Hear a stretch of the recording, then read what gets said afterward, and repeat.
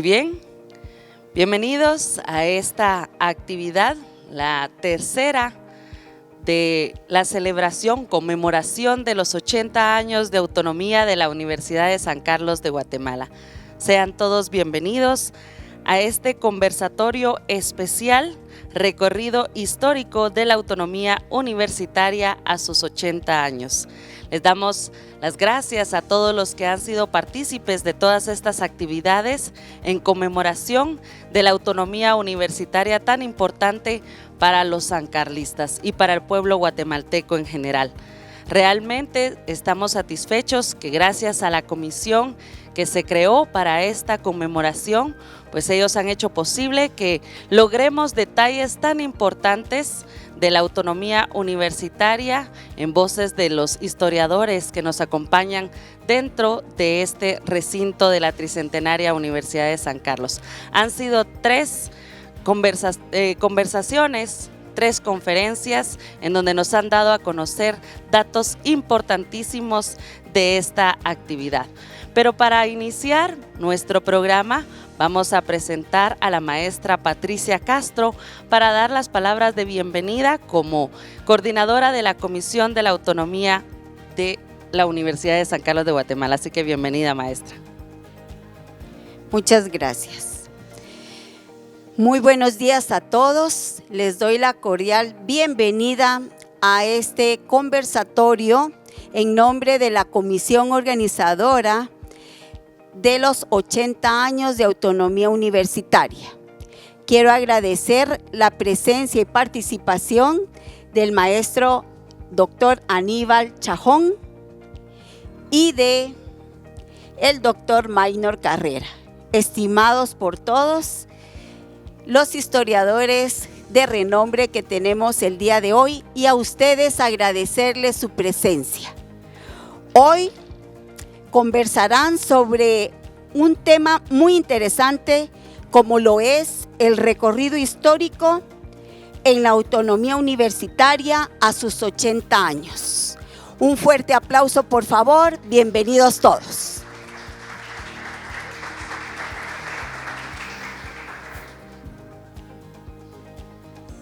Muchas gracias.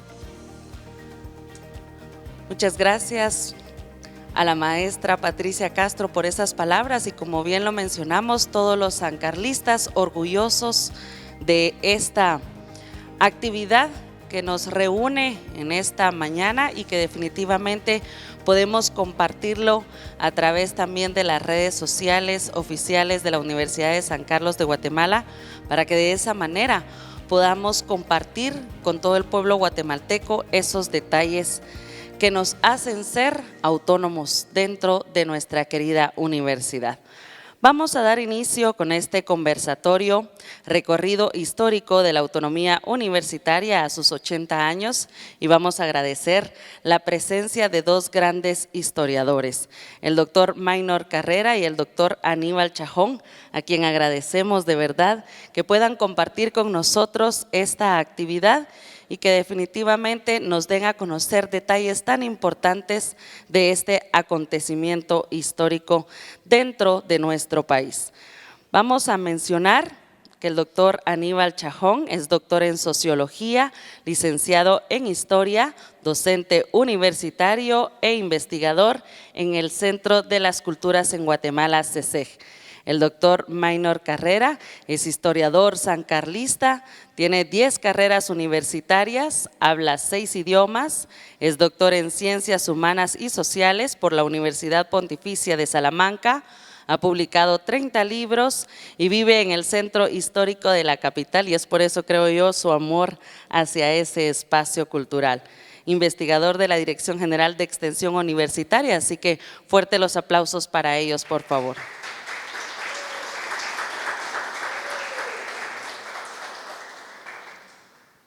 Vamos a dar inicio con la primera pregunta. ¿Cuál sería la definición apropiada de la autonomía? Si gusta, iniciamos con el doctor Aníbal y, con el doctor Maynor.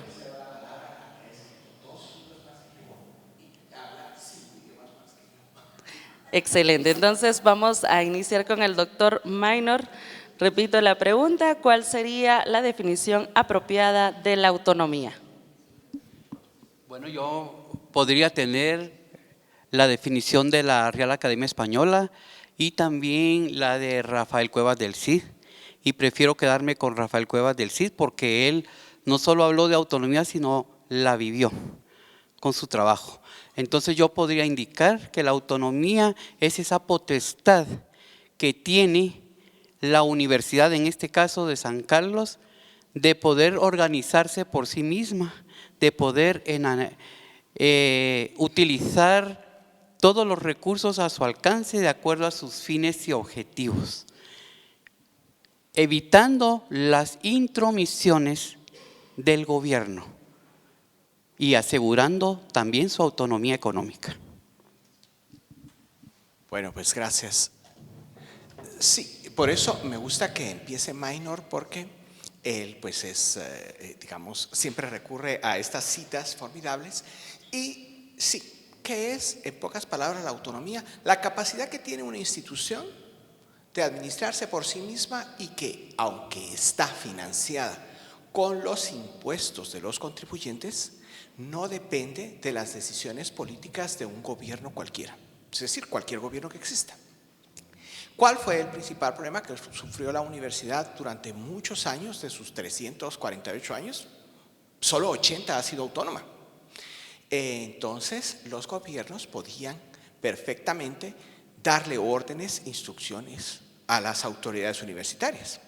En 1920 se hizo el primer ensayo de autonomía, pero las características de las que goza la universidad en este momento son hasta 1944.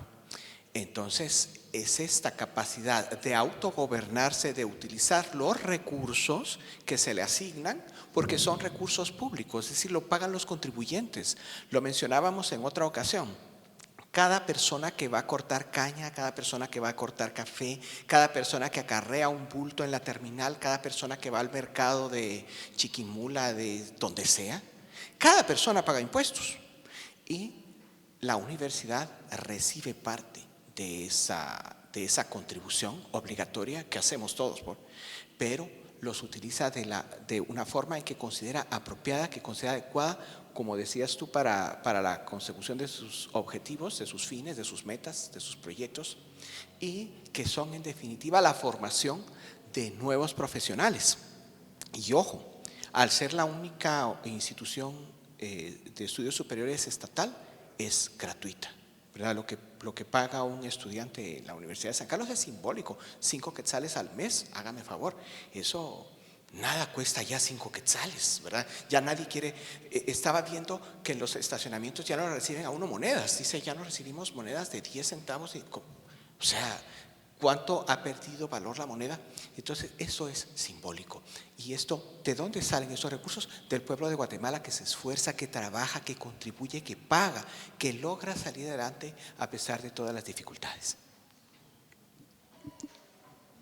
Tal vez solo me permitiría agregar que hablamos de una autonomía de 80 años. Sin embargo, en la época de la colonia se habla de una relativa autonomía, porque si bien quien estaba a la cabeza de todo era el rey y su consejo real, en esa época tuvo la posibilidad la universidad internamente de elegir a sus propias autoridades, de convocar a concursos por oposición y elegir a sus docentes. Tenía también sus propias leyes y estatutos desde 1681, y entonces su autonomía existió, ¿verdad? No como lo concebimos ahora, porque hoy tiene un concepto, pienso yo, moderno en cuanto a evitar la intervención de los gobiernos de turno. Muchas gracias a ambos por esa respuesta. Tenemos la segunda pregunta. ¿Cómo beneficia a la sociedad guatemalteca la autonomía de la Universidad de San Carlos?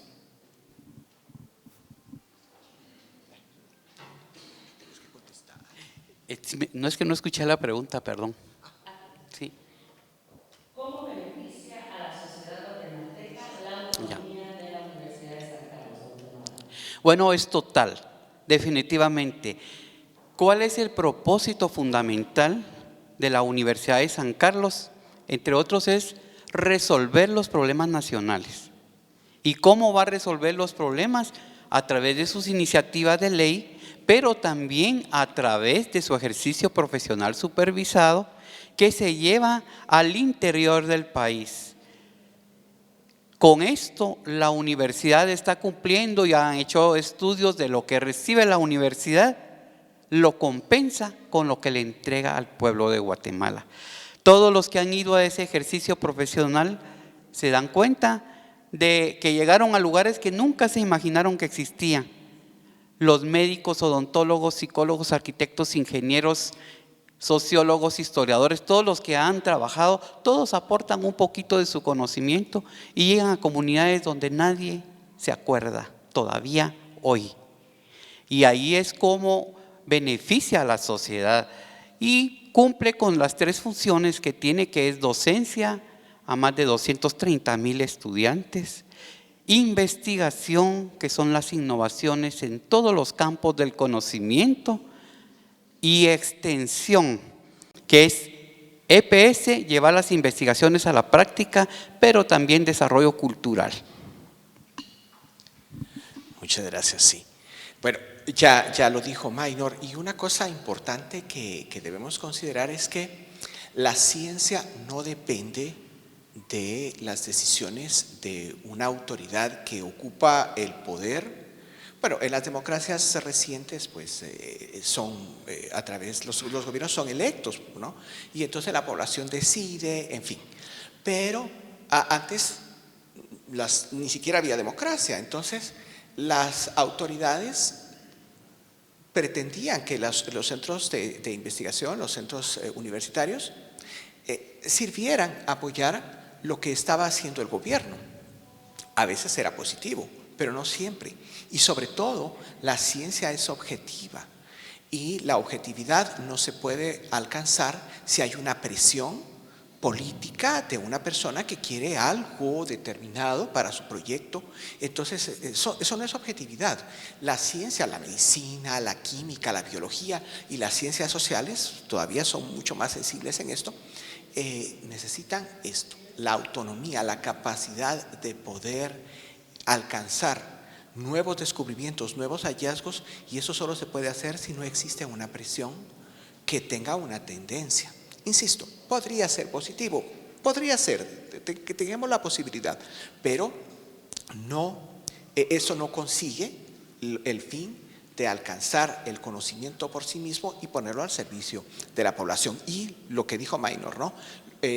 Lo más importante es que la universidad devuelve todo esto que recibe, lo proyecta, lo entrega, lo multiplica, ¿verdad? Consideremos cuántos profesionales había hace 80 años, cuántos profesionales hay ahora, cuál es la tendencia de la economía mundial, hacia dónde vamos.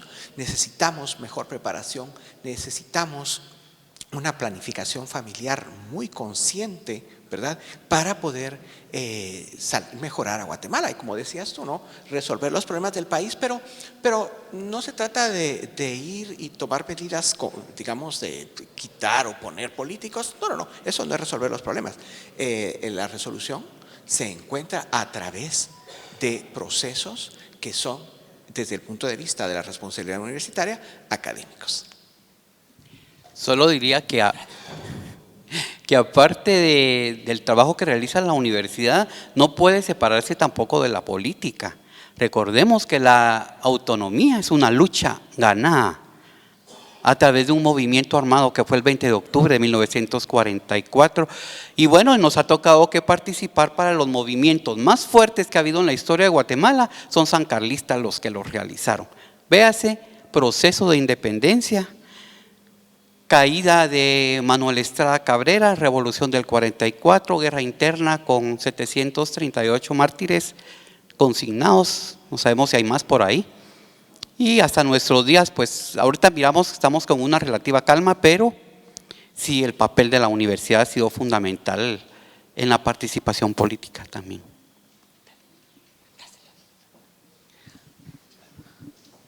Muchas gracias por esas respuestas. La tercera pregunta, ¿qué retos enfrenta la autonomía en la actualidad?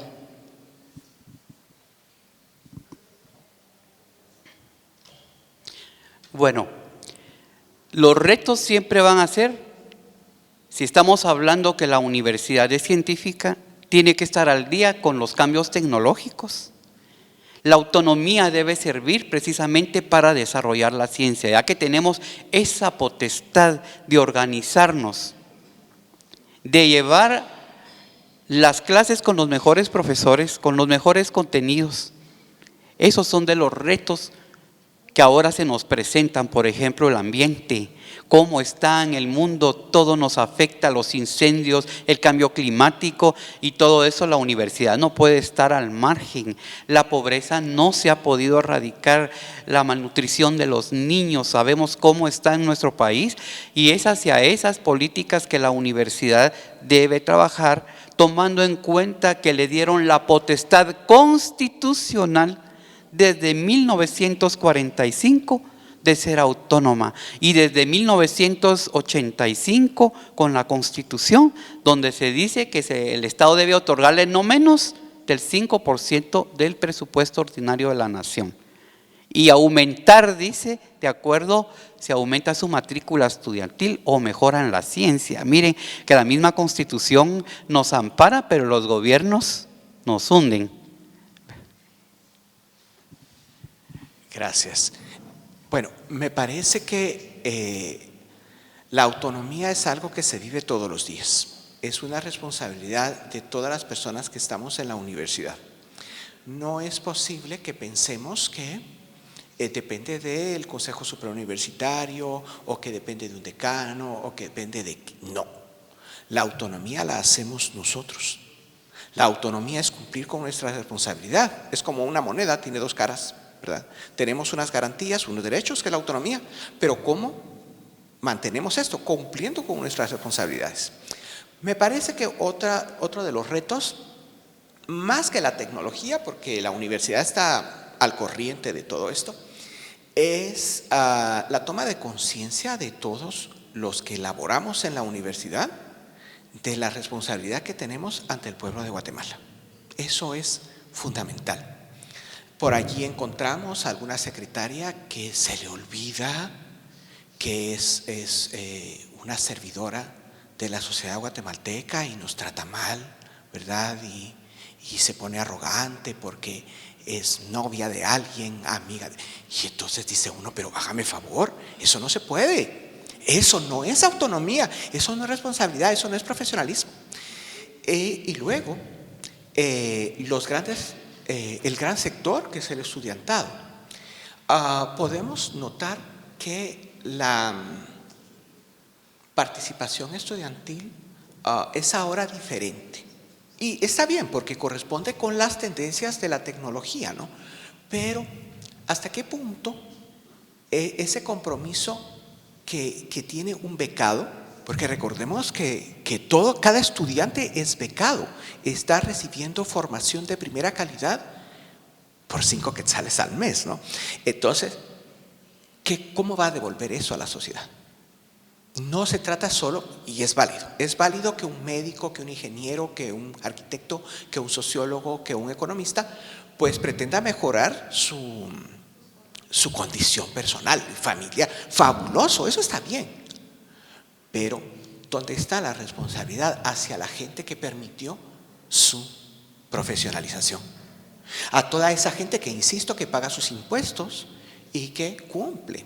Porque también sabemos que hay elusores de impuestos, ¿verdad? Que no evaden y por lo tanto no pueden ser perseguidos judicialmente, pero que hacen lo posible por eludir. Pero la población común no puede eludir los impuestos, ¿verdad? Nos los cobran y punto. Y entonces el estudiantado actual debe tomar conciencia clara de la responsabilidad que tiene al ser una persona becada por toda la sociedad guatemalteca. Y eso me parece a mí que es el reto más grande, lograr que las personas tomemos esa conciencia de que nos debemos al pueblo de Guatemala. ¿Vas a decir algo? No.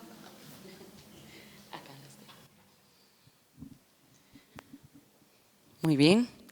La siguiente pregunta: ¿qué perspectivas tiene la autonomía a 20 años de la conmemoración de su centenario?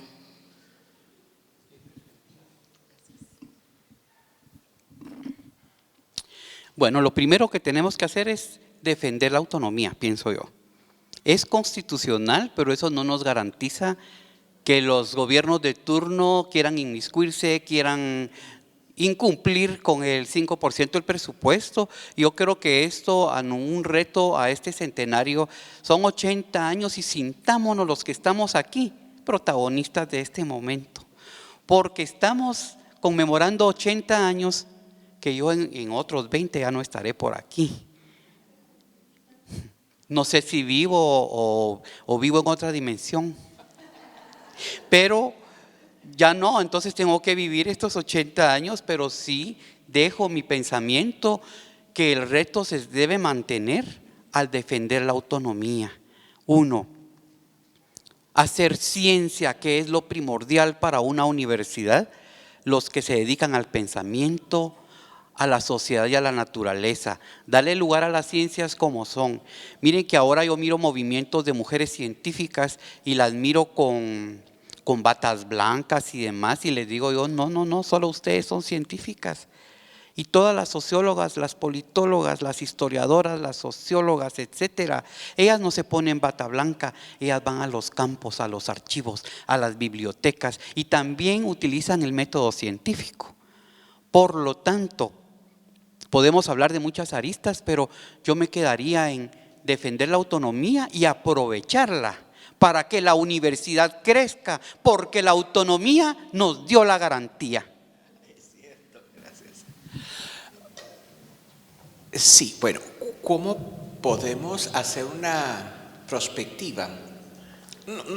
Recordemos que no podemos establecer parámetros para el futuro porque es imposible, ¿verdad? No podemos visualizar esto, pero podemos hacer una prospectiva, podemos saber de alguna manera cuál es la tendencia, hacia dónde van.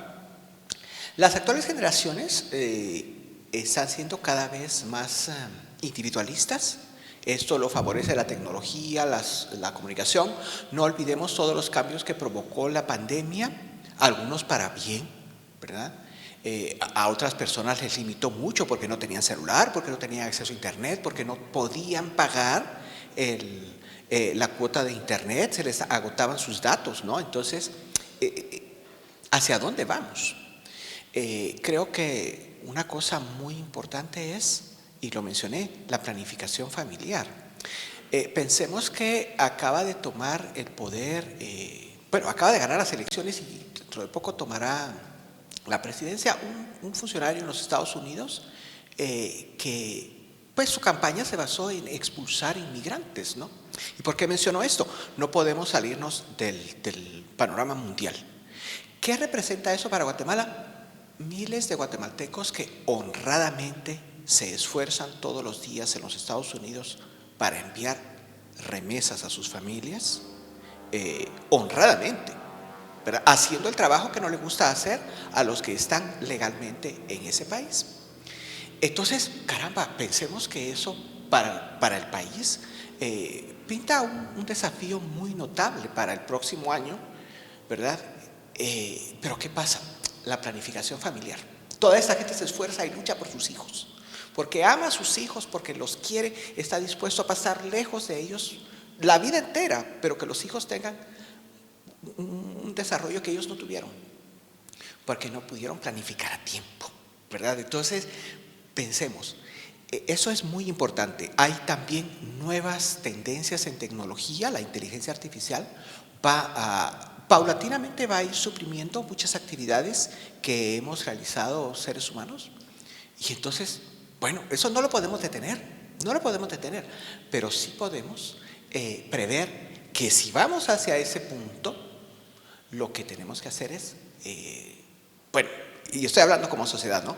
Pero recordemos que la universidad es un reflejo de la sociedad. Entonces, si la sociedad va hacia ese punto, nosotros como universidad tenemos que tomarlo en cuenta, tenemos que prever esto, tenemos que pensar, ¿verdad? Insisto, la responsabilidad no es de las autoridades, no es de una persona que está lejos, no, es mía, yo la asumo, yo como estudiante, yo como empleado de la universidad, y esos 20 años que nos quedan tendrían que permitirnos mejorar continuamente. Muchas gracias. Muchas gracias. ¿Cuáles serían para ustedes las mejores estrategias para defender la autonomía universitaria?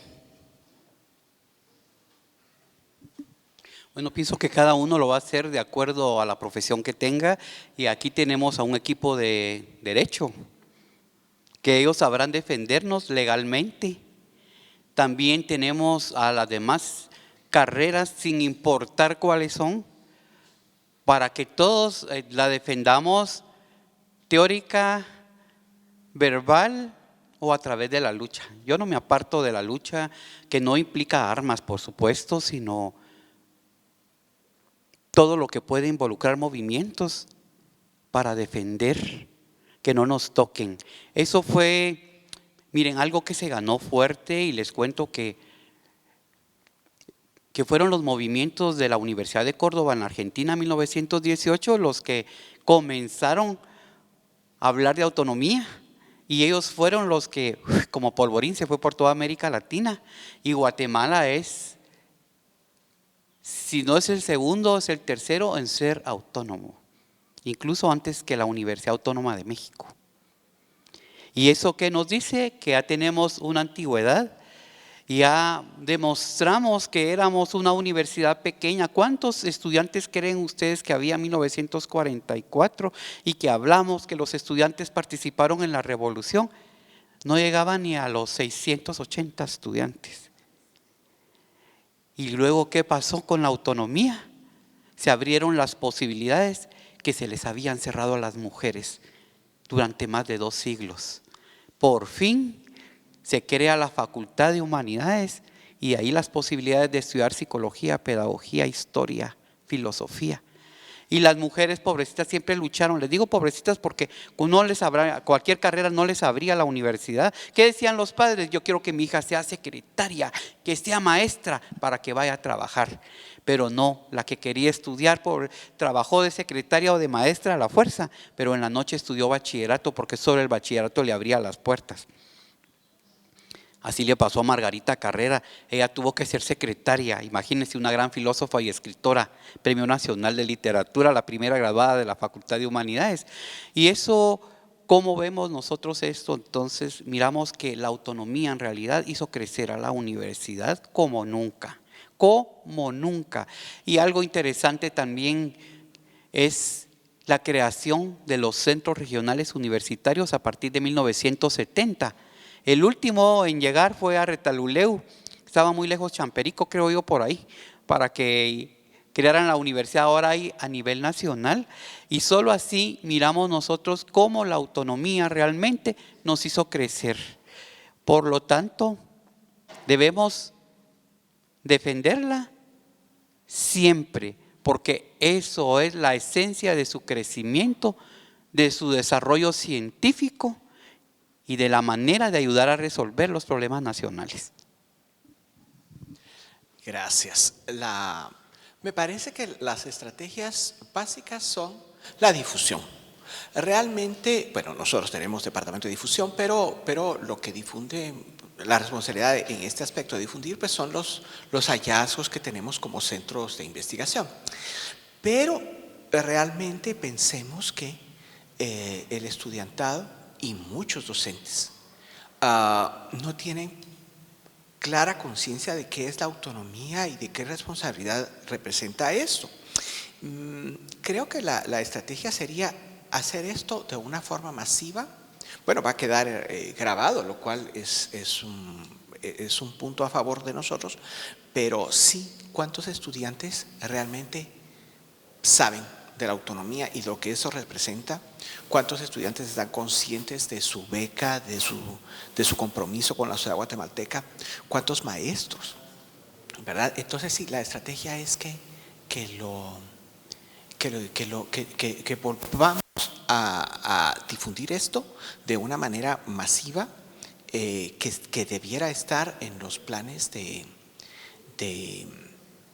digamos, todos hacemos nuestro POA a principio del año, nuestro plan operativo anual, pues debería estar esas responsabilidades, porque sí hay un fenómeno sancarlista muy relevante, que todo el mundo tiene conciencia de esto, que es la huelga de Dolores. Pero la huelga de Dolores es un aspecto lúdico, entretenido, de crítica, pues simpático, ¿no? Pero ¿y la responsabilidad? De eso no se habla. Entonces me parece que la estrategia sería que todas las unidades de la universidad incluyeran esta reflexión, que no es necesario hablar de esto prolongadamente una vez al mes, o ni siquiera una vez al año, pero sí tengamos presente, es que hay que mencionarlo, si no realmente no, pues pasa de largo. No lo he hecho todavía con estadísticas, pero a mí me gusta hacer investigación con encuestas, y la percepción de las jóvenes generaciones sobre su responsabilidad como universidad estatal es bastante diluida. Lo digo porque he trabajado con datos. Entonces, esto creo que esta estrategia debiera ser una tendencia digamos, porque si no, ¿qué va a pasar con nosotros como universidad? Solo si me permiten, me hizo recordar el doctor la huelga de Dolores. Y solo con esto, miren, hay varios momentos históricos importantes. La huelga de Dolores, ¿por qué surge en 1898? Precisamente porque tuvimos un presidente que fue a París, y alors il est venu au Guatemala, il a mis le Paris, le français, tout ça, y viene aquí, entonces él cree que viene de Francia y quiere hablar francés y tener todo bonito, y crea la avenida de la Reforma, que era el Boulevard 30 de Junio, pero entonces se gastó el dinero en monumentos y no dejó para las escuelas. Y ahí miren la importancia de la autonomía, cerró las escuelas y por lo tanto la universidad. ¿Por qué? Porque éramos una escuelita más de la Secretaría de Instrucción Pública. ¿Sabían esto? Fuimos una escuelita del Ministerio de Educación. Y por lo tanto la autonomía era necesaria. Cerraron las escuelas, cerraron la universidad, entonces los estudiantes se visten carnavalescos, pero más que entretener a la gente, llevaban un mensaje político fuerte. Y Manuel Estrada Cabrera, que fue el gobierno que llegó, el de los 22 años, abrió las escuelas y por lo tanto la universidad. ¿Se dan cuenta ahora? Y, bueno, fíjate que hablaste de Margarita Carrera, pero ojo, no se nos olvide que la primera mujer egresada es Olimpia Altuve de la Facultad de Farmacia, porque si no, nos van a decir qué datos estamos dando mal. Perfecto. No, perdón, ahí estás equivocado totalmente. Estás equivocado. Yo no dije que Margarita Carrera era la primera egresada a la universidad, dije de la Facultad de Humanidades. Y Olimpia Altuve, graduada el 23 de noviembre de 1919, es la primera con el grado de licenciada, pero antes se habían graduado 25 parteras en 1897, empiezan a graduarse hasta 1905. Bueno, excelentes datos que no conocíamos también de la historia. Esta pregunta está relacionada con la pregunta anterior y las respuestas que ustedes nos brindaron. ¿Qué responsabilidades tienen entonces ahora los estudiantes con la autonomía universitaria? Sobre todo que a través de las redes sociales y de la virtualidad, pues tenemos un apoyo mucho mayor. ¿Cuál es la responsabilidad de estos estudiantes que tenemos ahora y los que están por ingresar a la Universidad de San Carlos? Bueno, yo pienso que el estudiante no puede permanecer indiferente ante los problemas nacionales. En este caso, ustedes saben que qué bonito venir a la universidad, seguir la carrera o las carreras que uno quiere, graduarse, qué emoción, tomarse la foto, y luego solo me convierto en un graduado más de la Universidad de San Carlos y ya afuera ejerzo mi profesión con todo el capitalismo del caso, olvidándome que fue el pueblo el que me pagó mi profesión, yo cobro igual. Bueno, me decía un odontólogo, ya que usted es historiador, cuénteme la historia. No, le dije yo, tiene un costo. ¿Por qué se lo dije? Porque él no me estaba dando gratis el servicio. Entonces yo siento que sí, el estudiantado debe tomar conciencia de los problemas sociales, de no ser indiferente, como dijo el doctor anteriormente también, de tener conciencia de responsabilidad, de valores, que es fundamental. Si nosotros solo nos graduamos, utilizamos la Universidad Nacional porque no pudimos pagarnos una universidad privada o porque no nos pudimos ir al extranjero. Me recuerdo cuando estudié en los Estados Unidos, becado. Yo creo que nunca en la vida hubiera podido pagar $1,500,000 de quetzales en lo que costó mi estudio. Y allá, ¿por qué se los digo así? Porque yo conocí a 2 guatemaltecos que estudiaban allá y sus papás les pagaban. ¿Y saben qué me dijeron? Es más fácil que nos mande aquí, es más barato a que nos secuestren en Guatemala y tenga que pagar un rescate mi papá. Bueno, son otros niveles, pero los niveles nuestros, yo creo que un estudiante que tenga claro lo que significa la autonomía, la responsabilidad de ser estudiante universitario, que no sea parte de la ciencia y que no sea parte de nuestra realidad nacional, donde la pobreza es la que reina y donde nuestro papel, no importa que yo sea historiador, pero yo el trabajo, por ejemplo, que he realizado, cuando me dice alguna organización, mire, no tenemos nuestra historia, ¿por qué no nos la escribe usted? Y yo he podido hacérselo y no les he cobrado precisamente, porque la universidad pues me sostiene. Gracias. Bueno, como ya van a decir, el Señor va a hablar más de lo mismo y tienen razón. Sí, ¿cuál será la responsabilidad de los estudiantes? Bueno, la misma que tuvieron las personas que se graduaron en la universidad antes. Las personas que tenían entusiasmo, que tenían ideales, que tenían inquietudes profesionales, intereses profesionales. Yo quiero ser arquitecto, yo quiero ser… Eso es fabuloso, es formidable. Pero lo que mencioné al principio, si no tenemos claro que, como dijo Maynor, es el pueblo de Guatemala el que ha pagado estos estudios, pues definitivamente la actitud es irresponsable, es indiferente, ignora esto. Sí, y digamos, por los pocos trabajos que he logrado hacer sobre este tema, como les digo, a mí me gusta mucho trabajar con las encuestas porque obtengo datos concretos. El papel del docente es fundamental. Muchos profesores universitarios tomamos la actitud de ellos son responsables, ellos deben hacerlo y ya son adultos, pero el docente siempre es el docente y el rol social que uno mismo, pensemos, ¿verdad? Si hay algún docente que me escucha en este momento, cuando va como a recibir un curso, una capacitación, una profesionalización, un posgrado, un postdoctorado, lo que sea, recupera su rol de estudiante y vuelve a escuchar a la persona que está al frente con la actitud de estudiante. Entonces, ojo, el estudiante siempre espera algo de su profesor o profesora, ¿no? Si el docente es indiferente ante la realidad nacional, ¿cómo se le va a pedir al estudiante que tome alguna actitud? No va a leer, no va a tener ninguna orientación al respecto. Y seamos esto, ¿verdad? Sensibilicémonos en que es el pueblo de Guatemala el que ha hecho grande a esta universidad y es nuestra responsabilidad. Entonces, creo que va en esa cascada de intenciones y de asumir lo que nos corresponde como sancarlistas. Muchas gracias. Entendemos que la autonomía es importante, para nosotros como sancarlistas, trabajadores, los docentes, los estudiantes y las autoridades. Pero a veces el pueblo guatemalteco no comprende esta situación. Entonces, ¿cuál sería esa forma, esa visión que nosotros podemos ampliar para el pueblo guatemalteco? La importancia de la autonomía universitaria. Bueno, lo voy a hacer de manera didáctica. Gracias.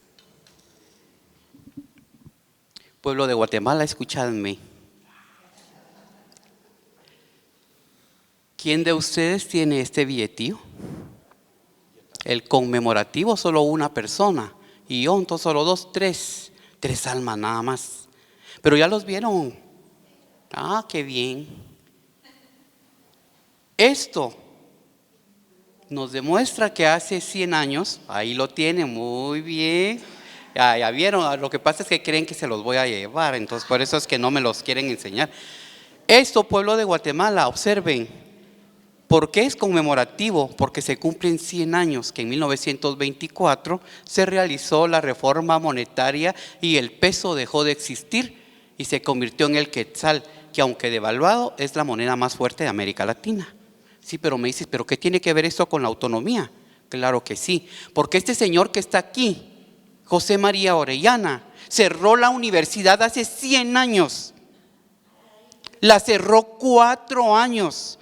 Bueno, 2 porque ya la vida no le alcanzó, murió en el 26, pero los otros 2 años le costó a Lázaro Chacón reabrirla. Cuando cierra él la universidad, dice, mes y días después, abramos farmacia por necesidad pública y solo farmacia funcionó. Adiós derecho, adiós medicina. Ingeniería pues funcionó aparte también con la escuela politécnica, luego regresa al civil, pero tampoco fue abierta. Entonces, pueblo de Guatemala, comprenda cómo un presidente se inmiscuía directamente en la universidad por no ser autónoma. Ahora usted que mira que somos autónomos, nos organizamos a nosotros mismos, ninguno más podrá tirar nuestra autonomía.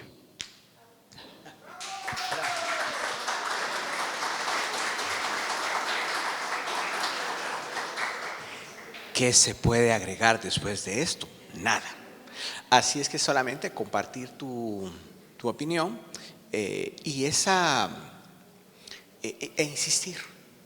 Si no tomamos conciencia de lo relevante que es la autonomía, pues nosotros como entidad estamos fracasando. Pero ¿cómo proyectar la autonomía al pueblo de Guatemala, que es el que financia esta institución? Ojo, por favor, sus graduandos, sus hijos pueden estudiar en esta universidad. Ojo, todos los EPS de servicio de atención, de proyección que hace la universidad llevando la ciencia a los lugares de todo el país, todos los municipios, todas las comunidades, todas las aldeas. Eso es la retribución que hace la universidad. Entonces, si lográramos que lo entendieran, sería mucho más fácil.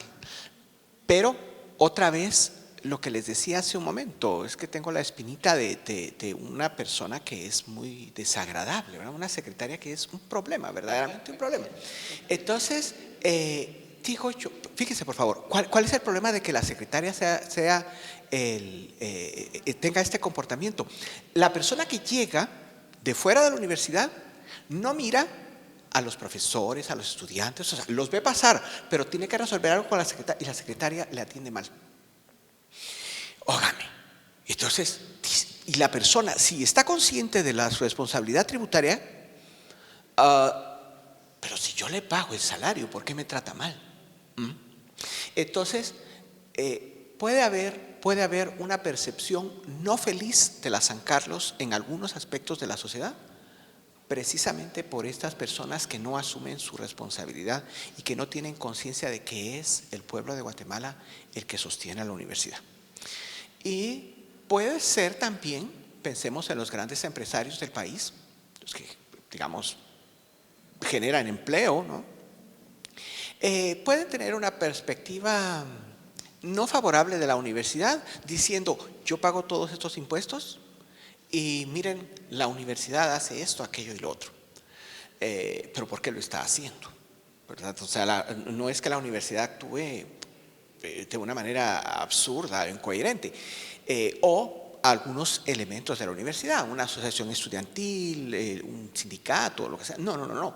Tiene una razón de ser. Pero con la tecnología actual, me parece que existen muchas formas de que el pueblo de Guatemala sepa que lo que está haciendo la universidad es servir a la sociedad guatemalteca, al pueblo de Guatemala y al mundo en realidad, porque ¿quién más va a investigar a Guatemala y promocionar a Guatemala si no es la investigación académica que se realiza en la universidad? Entonces estamos aportando al mundo, pero esto, ¿verdad? Si nosotros cumplimos con nuestra responsabilidad como partes como elementos, como el ser de la universidad, el pueblo de Guatemala lo va a ver, lo va a notar y lo nota, porque usted va a la comunidad y dicen, es que vino fulanito de tal que era el epecista y nos ayudó. Pero allí las personas dicen, fue el epecista el que nos ayudó, porque cuando vinieron los señores de la universidad los regañaron. Y entonces, ¿cómo queda? El epecista es la buena persona y la universidad no es tan buena gente. Eso es lo que tenemos que tener conciencia. Nosotros nos debemos al pueblo de Guatemala. Entonces, por favor, si no hay una imagen verdaderamente positiva de lo que de veras hace la universidad, entonces mucha gente se va a quedar con el bochinche, el relajo de la huelga de Dolores, los bautizos, al pobre muchacho que le mancharon, que a la pobre muchacha. No. Es todo lo que hace la universidad en beneficio de la sociedad. Esa es la cara que tenemos que dar. Y entonces vamos a mantener claro al pueblo, que es el que nos paga, cómo es que nosotros retribuimos todo eso que le debemos. Solo si me permite una anécdota. Ustedes saben que hay una colonia aquí que se llama La Carolingia. Bueno, eso tiene una bondad y un error. La bondad que existe y el error es el nombre, porque fueron estudiantes sancarlistas los que colaboraron para la creación. Y en honor de su trabajo se le pusieron Carolingia, pero era de Carlos Magno Carolingia, era Carolina, por Carlos II, rey de España. Solo que lo hagan bien, ¿verdad? Ya se confundían. Muy bien, muchas gracias por esos datos. Y creo que tenemos 80 años de autonomía que celebrar, porque francamente se celebran esos 80 años para llegar a estas conclusiones. Son 80 años que tenemos de celebración, pero nos falta mucho más por transcurrir, por mejorar, como bien lo decía el doctor Aníbal, mejorar esa cara de la universidad ante el pueblo de Guatemala y ante el mundo entero. Entonces, para ello tenemos las conclusiones de estos 80 años de autonomía, si fueran tan amables. Bueno, en forma general les diría que la autonomía solo la vamos a comprender cuando sabemos ciertos aspectos de la historia. Primero, 1918, nuestra Universidad Nacional se llamó Estrada Cabrera. Y cuando le preguntan al señor presidente, entre paréntesis, de la novela de Miguel Ángel Asturias, y le dice, señor presidente, usted debe sancionar este acuerdo legislativo. ¿Está usted de acuerdo que su nombre lo lleve la Universidad Nacional? Y dice Estrada Cabrera, sí, aceptó. Cambiar el nombre no fue fácil, a Estrada Cabrera y a Carlos Herrera y a José María Orellana, y hasta que llega Lázaro Chacón. Mire, todos los gobiernos que pasaron le pudieron cambiar el nombre oficialmente.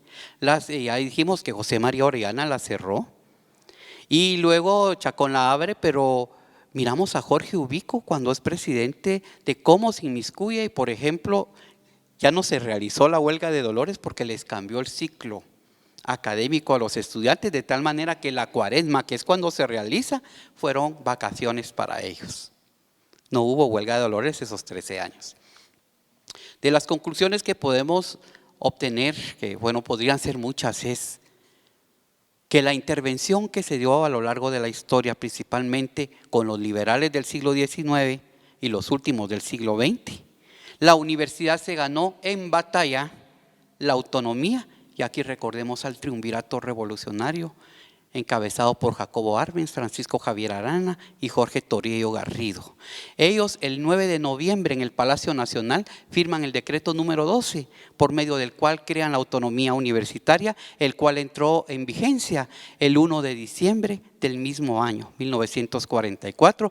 Y aquí está Wendy López Dubón, directora de Extensión, y allá estamos muy contentos porque fue en nuestro salón, allá, donde se llevó a cabo el festejo, no la firma, el festejo. Estamos en un lugar histórico y con esto pues quiero decirles que costó ser autónomos y hoy lo tomamos como algo normal, como que el gobierno no se meta, que nos dé el porcentaje que nos corresponda y nosotros realizaremos nuestro trabajo, eso sí, con responsabilidad para no defraudar a un pueblo que también estuvo involucrado en la revolución del 44 y es donde los padres esperan que sus hijos se eduquen, que sean grandes profesionales y que contribuyamos en mucho al desarrollo de este país.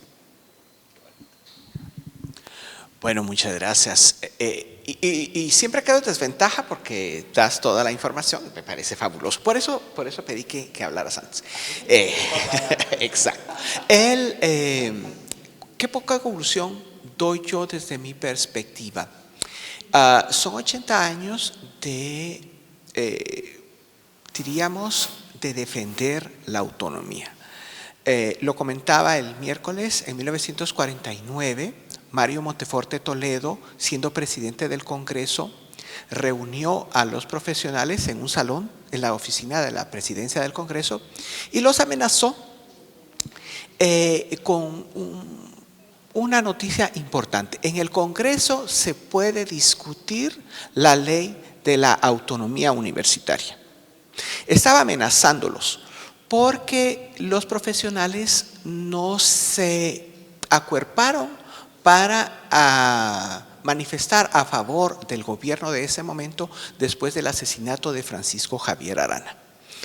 ¿Y qué esperaba el gobierno de Juan José Arévalo? Que los profesionales todos de la San Carlos fueran y se pusieran al lado del presidente y dijeran, no, nosotros lo defendemos con nuestra vida, ¿verdad? ¿Por qué? Si ya era autónoma. No es el caso de Jorge Ubico, ¿no? Entonces, fíjese por favor, solo había 5 años de la autonomía y Mario Monteforte Toledo, presidente del Congreso, ya está pensando en quitarle la autonomía a la universidad. 5 años. Lo mencionaba también, se puede suponer que después del 54 la autonomía podría haber estado en riesgo y no fue el caso porque el líder estudiantil, en ese momento era líder estudiantil, Mario Sandor Alarcón, estaba a favor del nuevo gobierno, ¿verdad? Pues, en fin, ya aquí usted podrá buscar información al respecto, pero poco después vienen los verdaderos conflictos. Quitarle la autonomía a la San Carlos empieza más o menos en 1967-68, discusiones serias en el Congreso, amenazas concretas a la autonomía universitaria, ¿verdad? Porque esto podría haberse alterado.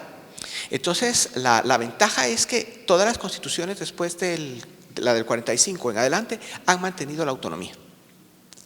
Y hace 20 y tantos años, o sea, finalizando el siglo XX, también se abordó con seriedad por los partidos políticos quitarle la autonomía a la Universidad de San Carlos. ¿Por qué? Porque, pues, como decía Maynor, ¿verdad? Más de algún presidente podría fingir otra vez humildad, pero estaría feliz de que la universidad llevara su nombre, ¿no? Pero no es eso realmente, es controlar a la institución. Exacto, sí, ¿verdad? Se tuvo que sacrificar, ¿verdad? Para pero, bueno, acuérdate que en el 20, por decreto, se le quitó el nombre de Estrada Cabrera a todo lo que se llamara Estrada Cabrera. Entonces, ¿cómo se llama? esa persistencia actualmente no lo vemos, porque en estos 20 y tantos años del siglo XXI no ha vuelto a ocurrir. Y la mayoría de Guatemala es gente joven, ¿no? Entonces, pues los que vimos, digamos, las amenazas concretas que hubo para eliminar la autonomía universitaria, y como les digo, eran intenciones muy específicas de algunos partidos políticos, pues uno podría pensar, ¿qué va a pasar, no? Pues igual la universidad podría seguir funcionando. ¿Podrías ofrecer todos los servicios que ofrece si un gobierno decide una cosa, si un gobierno toma una decisión distinta, si cada 4 años cambia? No se podría. Eso es lo que hace diferente a la universidad de otras instituciones, ¿verdad? Y por eso la autonomía es importante, es fundamental. Y sirve de modelo, sirve de ejemplo a otras instituciones posteriores que han obtenido autonomía en el sistema guatemalteco. Entonces, pensemos, ¿verdad? Hay que mantener esto, como decía Maynor, hay que tenerlo presente, ¿verdad? Esa sería para mí la conclusión. No podemos defender algo que no sabemos que existe y que no sabemos cómo funciona. Tenemos que leer, tenemos que informarnos, ¿verdad? Y seguro que vas a aportar algo más, ¿no? Como cosa sorprendente, ¿verdad? Mejor ya no.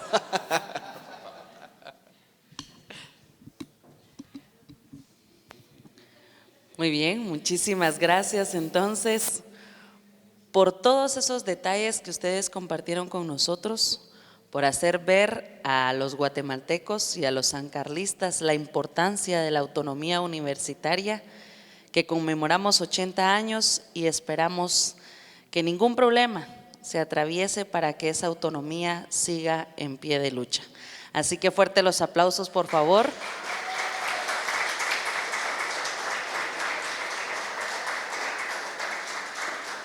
Para nuestros historiadores, que definitivamente son un orgullo para la Universidad de San Carlos el poder contar con ellos y el que nos compartan a través de conferencias, charlas y este conversatorio esa importancia de la Universidad de San Carlos para, como lo hemos repetido, para Guatemala y para el mundo entero.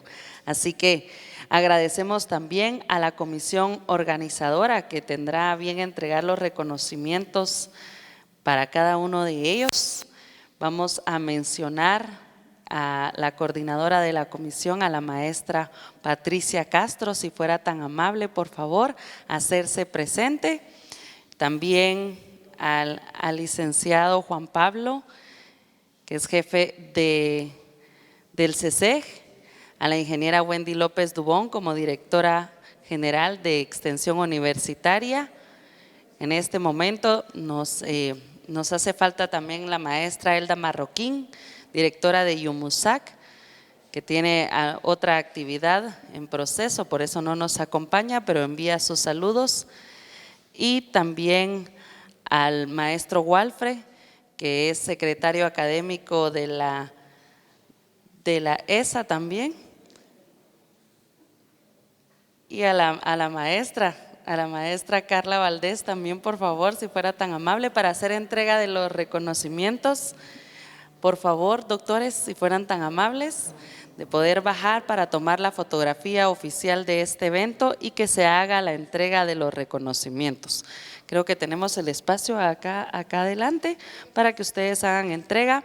El reconocimiento dice: Maestro Walter Ramiro Mazariegos Violis, rector de la Universidad de San Carlos de Guatemala, comisión organizadora 80 años de autonomía universitaria, otorgan el presente diploma de reconocimiento al doctor Maynor Carrera Mejía por su excelente participación en el conversatorio Recorrido Histórico de la Autonomía Universitaria a sus 80 años.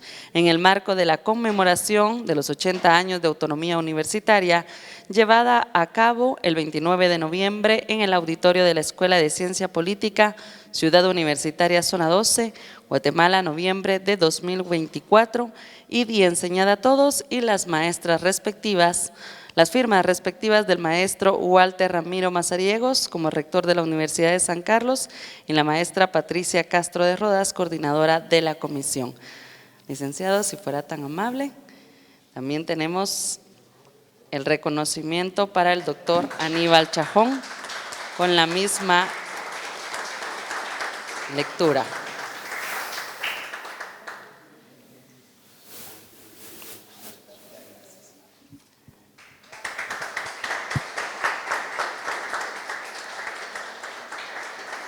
La fotografía oficial.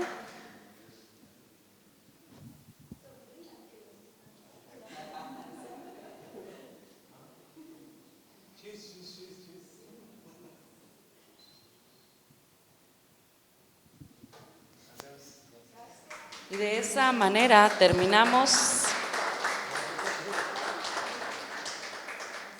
esta jornada de conferencias de 3 días durante esta semana en conmemoración de los 80 años de autonomía universitaria. Así que agradecemos a TV USAC y a Radio Universidad por esa transmisión, el acompañamiento en cada una de estas actividades, y los instamos a todos como sancarlistas que puedan seguir defendiendo esa autonomía. Muchísimas gracias por su compañía, por estar presentes, y desde ya también les deseamos unas felices vacaciones y próspero año 2025 a todos. Que tengan un excelente viernes y feliz fin de semana. Hasta la próxima.